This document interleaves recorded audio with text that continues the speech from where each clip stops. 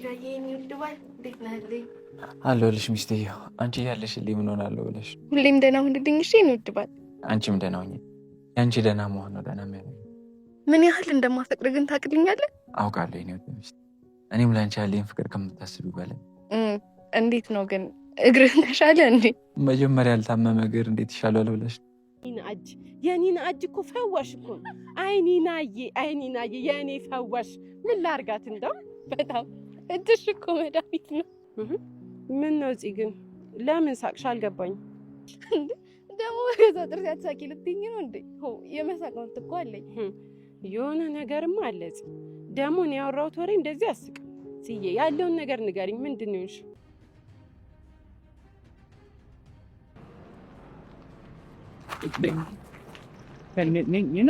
ሰላም ነው ኒና? እንዴት ነሽ? እሺ አጅሬው እንዴት ነህ? እንዴ ደህና ነኝ። እዚህ ምን ትሰሪያለሽ? እንዴ አንተ ልጠይቅህ እንጂ አንተ እዚህ ምን ትሰራለህ? ኪራዬ መቼም ናሆሜ ምን ያህል ጭንቀታም ልጅ እንደሆነ ሳይገባሽ ቀርቶ አይደለም አይደል? አውቃለሁ ጋሼ። ይህንን ጭንቀትን በየቀኑ ስለማይኮ ነው እሱን ለመርዳት ያሰብኩት። ማሰብሽ እኮ ክፋት የለውም የኔ ልጅ፣ ግን እሱን በዚህ መንገድ ለማገዝ መሞከርሽ ነው ጥፋቱ። አየሽ፣ ለማገዝ የሞከርሽበት መንገድ ናሆሜን ጭንቀት ውስጥና ፍርሃት ውስጥ ሊከተው አይገባም ነበር። አልገባኝም አባባ በእውቀትዬ፣ ግን እኔ እንደሚመስለኝ ያበደ ነው የሚመስለኝ። በጤናው ራሱ እንደዚህ እንዴት ማለት እንዴ? አባባ በእውቀት ብታዩ ሰሞኑን እኮ ልክ አይደለም። ትላንትና ምንም እግሩን ሳያመው እግሬን አመመኝ ብሎ ሲያስጨንቀን ነው ያለው። ሳያመው? ወይ አባባ በእውቀትዬ፣ ለካ ይሄን ወሬ አያውቁም። ኪራ እኮ አውቆ ሳያመው ጽናት ከቤት እንዳትወጣ ብሎ እኮ ነው እግሬን አመመኝ ያለው፣ እሷ እንድትቀመጥ ብሎ እኮ ነው። አይገርሞትም? ግን እንዴት ናችሁ አባዬ? እንዴት ነህ? ሰላም ሰላም፣ እንዴት ናችሁ? በያላችሁበት ሰላማችሁ ብዝት ይበልልኝ። የጽና የኪራ አድናቂዎች እንግዲህ ኪራ ሁላችንም ሳቅ በሳቅ እያረገን ይገኛል። ኪራዬ ይመች ከማለት ውጭ ምንም የምንለው ነገር የለም። በዚሁ ቀጥልን በለው እንዴ ኪራዬ፣ ቀጥል፣ በርታ፣ መልካም ቅናት ይሆንልህ። ቤኪ ደግሞ መልካም ማስቀናትን በለው እንዴ ኪራ።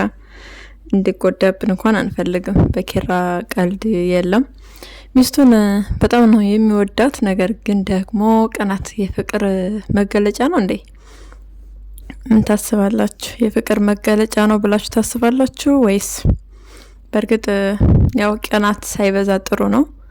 ነገር ግን ቅናት ከበዛ ትዳርን ያፈርሳል፣ አካልን ያጎላል፣ ብቻ ቤትን ያናጋል፣ ሰላምን ያደፈርሳል። ነገር ግን ደግሞ በትንሽ በትንሹ ሲሆን ፈገግ ያደርጋል። እንደውም በቃ ደስታን የሚጨምር ይሆናል ማለት ነው። እንግዲህ በባለፈው እግሩን ሳይሰበር ተሰበርኩ ያለውንም ኒና ደርሳበታለች ሚስጥሩን።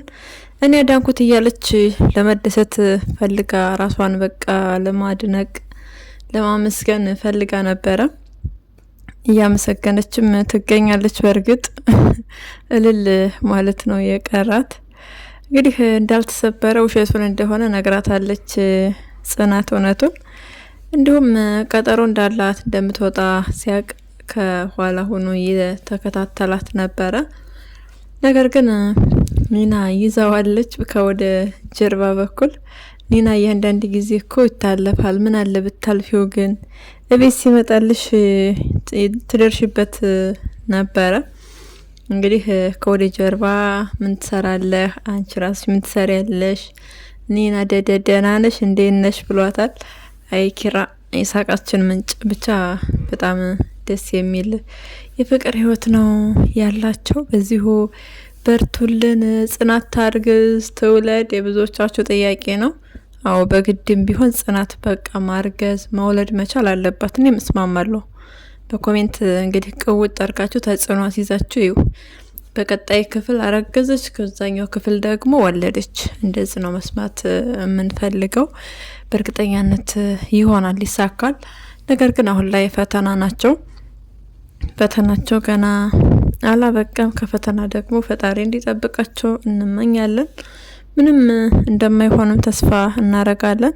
ያቶ በላይን ልጅ ጽናት ካጠገቧ ማራቅ አለባት የብዙዎቻችሁ ሀሳብና ጥያቄ ነው። ነገር ግን ያው መታለች፣ በር ተከፍቶላታል አይደለ? ጽናት እንደውም እኮ በቃ ኪራዬን አናግሬው እናግዝሻለን ያለቻት። ስለዚህ አሁን በሯን ከፍታለታለች። ምንም ችግር የለባትም። የቶ በላይ ልጅ የምትፈልገውን ድርጊት ለመፈጸም በጣም ቅርብ ነች። ስለዚህ እንግዲህ አባባ በእውቀቱ ኒና ቤት ውስጥ ካሉ ምንም እንደማታደርጋቸው ጽናትና ኪራን ተስፋ እናደርጋለን።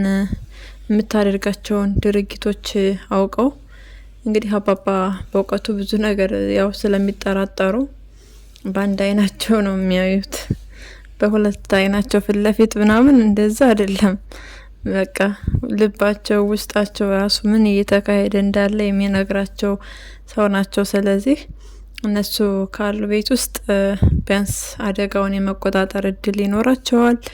በሌላ በኩል ደግሞ ኪዩ እንዴት ነው የሄኖክ ፍቅር እንክርተት እያረጋት ነው። አቤት ፍቅር ግን እንዴት ነው የሚያደርገው? እንግዲህ እሱም ወደ እሷ ቢሮ መግቢያ መውጫ ላይ ይከታተላታል። እሱ ሲጠፋ ደግሞ እሷ ትሄዳለች። ከዛ ሲያናገራት የምትመልስለት መልስ ልክ በቃ እንደማትወደው እንደማትፈልገው አይነት ሰው ትሆናለች። መጀመሪያውንም ቢሆን ሄኖክ እንደወደዳት ፍቅሩን አልተቀበለችውም። በድብድብ ነበረ፣ በጣም ብዙ ጊዜ ደብድበዋለች። ከዛ በኋላም ቢሆን በጣም ለመንቀባረር ሞከረች። ለዛ ነው እሱ ለመበቀል ያሰበው አይደለ? አንዳንድ ጊዜ በቃ በሰባዊነት ምናምን ስናየው ሄኖክም ቢሆን ሀቅ አለው፣ የእውነት ሀቅ አለው። እሷም እናቷም ኪራም ሁሉም በቃ ለሱ ጥሩ አመለካከት አልነበራቸውም። እሷም ላታመልጭኝ አታራሩጭኝ እንደሚባለው እየወደደችው እንደምትወደው እያወቀች፣ ነገር ግን ልክ በቃ መልሷ ንግግሯ ያላት ሪስፔክት ለሱ ጥሩ አልነበረም። ለበቀል እንዲነሳሳ ያደረገችው እራሷ ናት። ሀኒ ደግሞ ምንድነው ምን ተሰምቷት ነው? መርማሪ ጆ ምንድነው ያደረጋት? ኪራ ጋ ሄዳ አሁን አለቃ አትወደኝም ጣልተኸኝ ነው ለቅሶ እንዴ? ምን ይሻል? ተረጋጊ እንጂ ሀኒ። መርማሪ ጆ ቆይ ምንድነው ያደረገሽ? ባለፈው መቼም እንደዛ ከወደ ጀርባው መተሽ አስደንግጠሽው እሱ ስራውን እየሰራ ነው፣ ስራ ላይ ነው ያቋረጥሽው። ስለዚህ ስራ እየሰራ እንግዲህ ህሊናን ሊከታተል ነበረ። እንግዲህ ከወደ ጀርባ መታ ሀና ነች እንዳያይ ያደረገችው። በዛ ነገር አልተቆጣትም። ምን ሆና ይሆን ሀና እንደዛ ያለቀሰችው? ኪራን ደግሞ ከመቼ ወዲህ ነው በዛ ልክ ትወደኛለህ ትጠላኛለህ ብላ ለማውራት የቻለችው? ኪራን እኮ እንደዛ አውርታም አስባም አታውቅም። አሁን ኪራ ወደዳት፣ ኪራ ጠላ፣ ስራዋን ትሰራለች፣ በቃ አለቀ። እንግዲህ ቅርርብነት አላቸው፣ ይከባበራሉ። ነገር ግን ወደድከኝ ጠላኸኝ የሚያስብል ደረጃ ላይ ለምን እንደደረሰች ግልጽ አላረገችም። ለኪራም ግልጽ አይደለም፣ ግራ ገብቶታል። እንዲሁም ኪያም የምታውቀው ነገር የለም። ስለዚህ ሀኒዬ ሆዲ አይባስሽ፣ ሆዲ አይክፋሽ።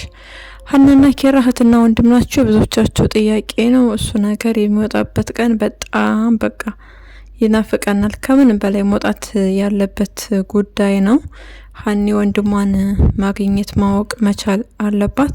ይህን ደግሞ የሚያወጡት አባባ በእውቀቱ ናቸው። በእርግጠኛነት የወይዘሮ አስቴር የኪራ እናት ፎቶ ከሀና ጋር ይኖራል። ፎቶ ሲያዩ እንግዲህ በዛ አማካኝነት የሚታወቅ ይሆናል። ወይዘሮ አስቴር እንዴት ነው ከማን ነው የወለደችው?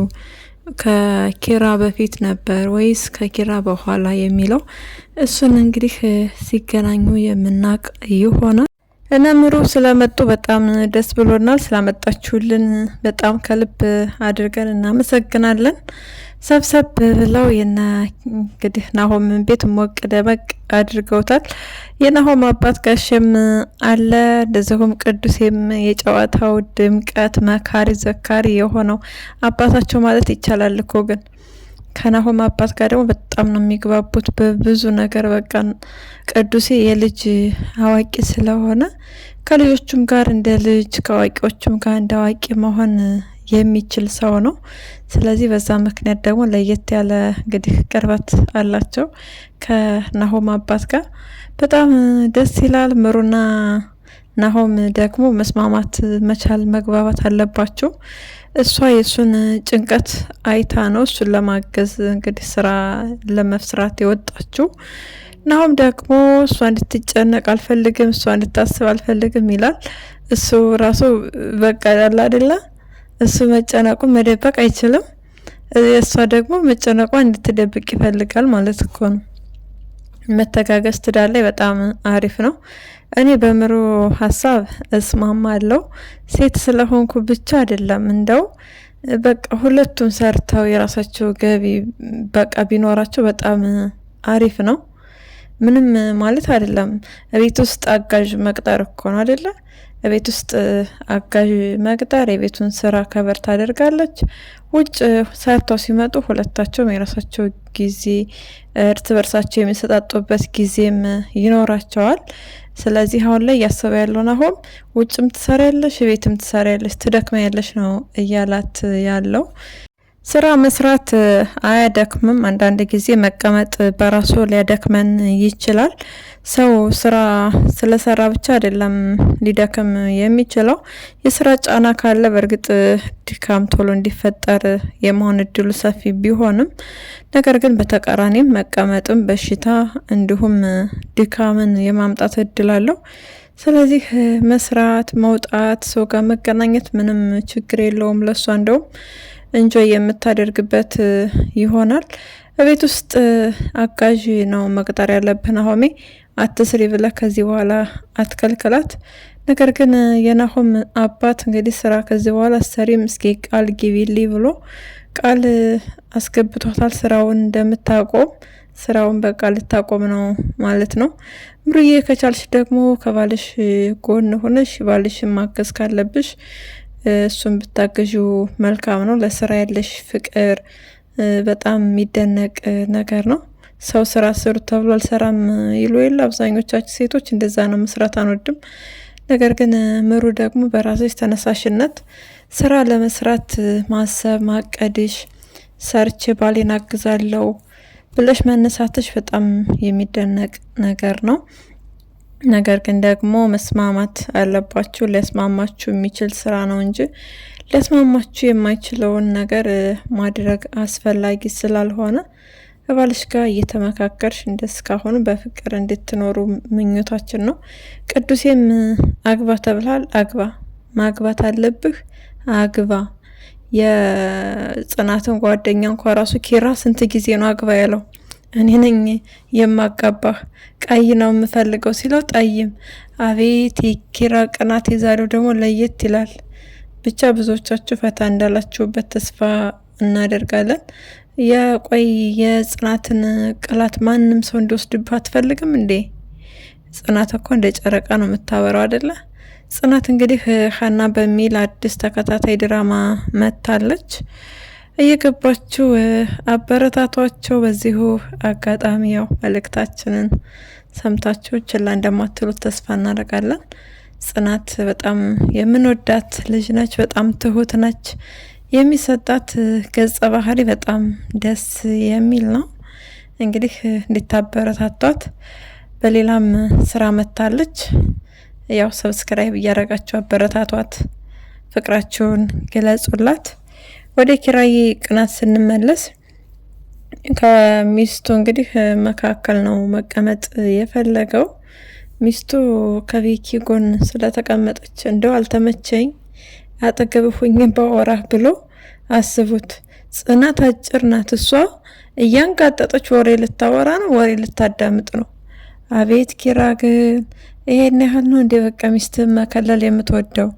ተው እንጂ በት ፊት ለፊት ሆኖ ያወራው። ቤኪ ደግሞ እንደ ህፃን ልጅ አትሆን።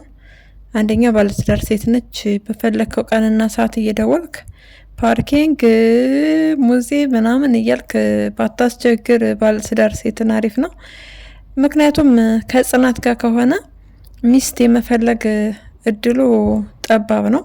ስለዚህ በማንኛውም ቀንና ሰዓት እሱ ራሱን ችሎ ቢንቀሳቀስ ራሱን ችሎ ቢወጣ በጣም መልካም ነገር ነው። እንደዛ ካልሆነ ግን ጽናትን ከመመኘት ወደ ኋላ አይልም። ቢወስዳትም ጥሩ ባል ሊሆንላት አይችልም። እንደ ኪራ የሚሆንላት ባል አታገኝም በእርግጠኛነት። ስለዚህ ጽያንችን ብትሆኚ ለባልሽ ነው ጊዜ መስጠት ያለብሽ እንጂ ቤኪ ቤኪ እያልሽ በማንኛውም ቀንና ሰዓት እንግዲህ መገናኘት አለብሽ ብዬ አላስብም። ይችን ነገር ብታስቢባት መልካም ነው። ቤቲና ሄኖክ እንግዲህ በመጠጥ እንዴት ነው? እንዴት አያችሁት?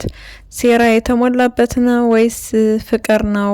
በጣም አስደንጋጭ የሆነ ነገር የተፈጠረ ያለ ነው የሚሰማኝ። እኔ እንግዲህ ቤቲ ለተንኮል ነው እንደዛ የምታደርገው እንጂ የእውነት የፍቅር ጊዜ ለማሳለፍ ፈልግ አይደለም። የሆነ ነገር ጨምራ እንግዲህ ጭንቅላቱን ታሞ እንዲወድቅ ነው ያደረገችው። ምን ልታደርገው ነው ግን ቤቲ? ቆይ የፍቅር ጊዜ አሳልፋችሁ አታውቁም እንደ ቤትዬ? ግን በእርግጠኛነት የሆነ ተንኮል የሆነ ሴራ አስባ ነው። ምክንያቱም ከኪያ ጋር የሄደ የኪያን ስም እሱ አሁን ላይ በጥሩ እያነሳ ይገኛል።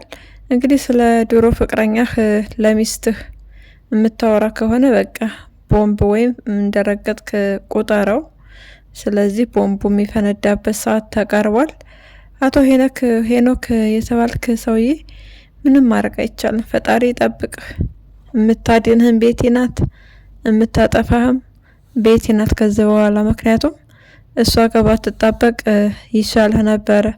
ጥፋት ያጠፋኸው መጀመሪያ ላይ አብረን እንስራ ብላ ስትከታተልህ ያኔ ነበረ በየመንገዱ በየካፌው ስታንዣበብ፣ ያኔ ካጠገብህ ማስወገድ ትችል ነበረ።